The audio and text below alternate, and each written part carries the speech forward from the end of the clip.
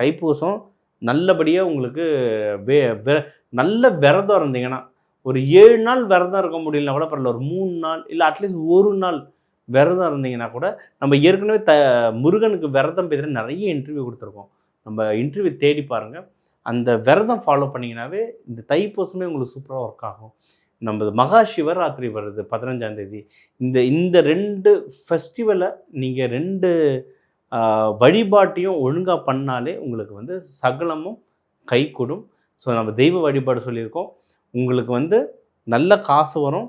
குடும்பத்தில நீங்க பொறுமைய கடைபிடிக்க நீங்க குடும்பத்தில வின் பண்றதுக்கு நெறைய வாய்ப்புகள் இருக்கு.